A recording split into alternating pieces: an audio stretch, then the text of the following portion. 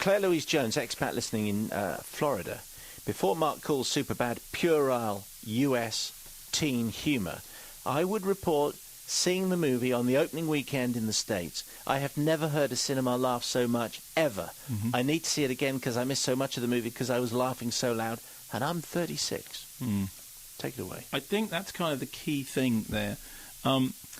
Simon Offer on this says, don't you dare criticise Superbad. Don't. It's brilliantly funny. Don't care what the doctor says. Carry on. It shares a genetic heritage with Knocked Up in that it's written by Seth Rogen, who starred in Knocked Up, and it's produced by Judd Apatow, who produced it gave us the 40-Year-Old Virgin. And it's both on the show a couple of weeks ago. Fine. Nice? Very nice guys, yeah, very funny. Very glad. So it's a group just because you weren't here. No, what do you mean just because I wasn't here? I mean, if I'd known, I'd had seen the film in advance. So 3 guys, right? 1 fat, 1 skinny, 1 geeky, 3 school kids. And what they need to do is they need to go and score a bunch of alcohol so that they can get girls drunk and so that they can do what it is that teenage boys aren't meant to do. And here's a highlight. When one of them, having faked his ID card to give himself the name of McLovin, is investigated briefly by the police. You're the one that got punched. Yeah. Okay, first things first, what is your name? My name? It's McLovin. McLovin? Yeah. Mm-hmm. Now, what's your first name? What? Your first name. My first name? Technically, I don't have a first name, so don't worry about my first name.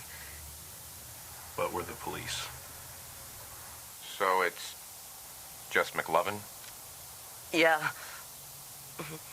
That's badass. It is badass. Really cool. Badass name. Yeah. A lot of people have weird names nowadays. Chingy, Shakira, Rafe, Pax. Okay, and how old are you, McLovin?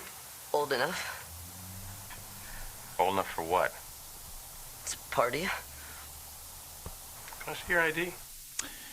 If you're old enough, as I am, to remember Revenge of the Nerds parts 1 to 4, you get this terrible sense of, I think I went through all of this. I saw this movie being done several times before, and I saw Lemon Popsicle, and I saw Porky's, and I went through all of them, and they all were this film. The difference was, at the time, there wasn't a bunch of middle-aged critics who got up and said, it's incredibly funny and postmodern and wonderful, and we should all stop being snobby about it because it's really clever. What they said at the time was, if you're a completely,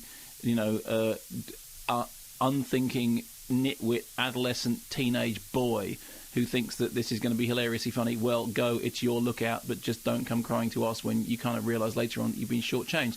I mean, the uber movie for all of these is Animal House. And to some extent, what happened with American Pie was American Pie reinvented that genre, and it did. American Pie did do interesting things, and it was a funny film, and it had great comedy moments in it. But in exactly the same way that Scream then gave birth to I Know What You Did Last Summer and I Still Know What You Did Last Summer and all those terrible non-ironic slasher movies, American Pie gave birth to things like Superbad. I mean, there was a piece recently, I said I haven't seen Knocked Up, but I read the piece by Joe Queenan in which Joe Queenan said, look, this is just ridiculous. We are now having to accept movies in which, the ugly, stupid, porn-obsessed bloke ends up with the fantastically intelligent, good-looking girl because that's just the way it is. And I haven't seen the film, so I can't comment on that film. What I can comment about in this film is it is a film in which the message of it is that the ugly, stupid, drunken, porn-obsessed guy actually does, of course, get the fantastically good-looking, intelligent girl. The twist being that she only wants him when he's sober, because so there's a moral message in it, which is, hey, guys, drinking isn't good. Everything else, all the other stuff, is completely fine. The dialogue is chauvinistic in a way that actually, if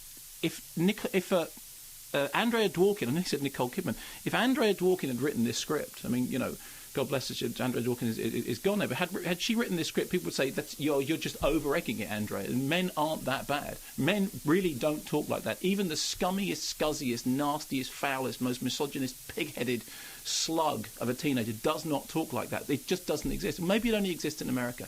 Here's what I feel the need to say about this. All the people I know who've embraced this movie so far are middle-aged, and I have a terrible sense that what they're doing is retrospectively attempting to kind of, forgive something because it's like, hey, I want to be down with the kids. I'm sorry.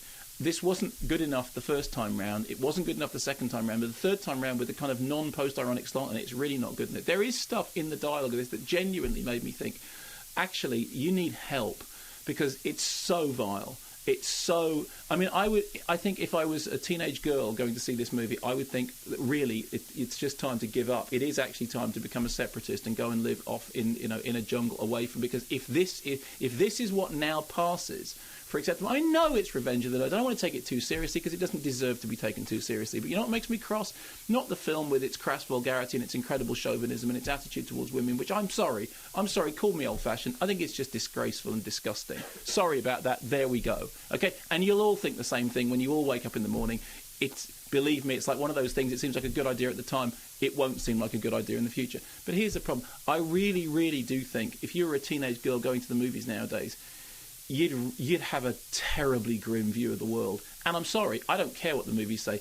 It's not all like that. Blokes aren't like that. Don't care what everyone says. Don't care. It's not true. Not all blokes are loaded reading Neanderthals. Sorry, there we go. You know what? Some of them are interested in other stuff. And sensitive, creative types. Yeah, and I'm sorry. I know how.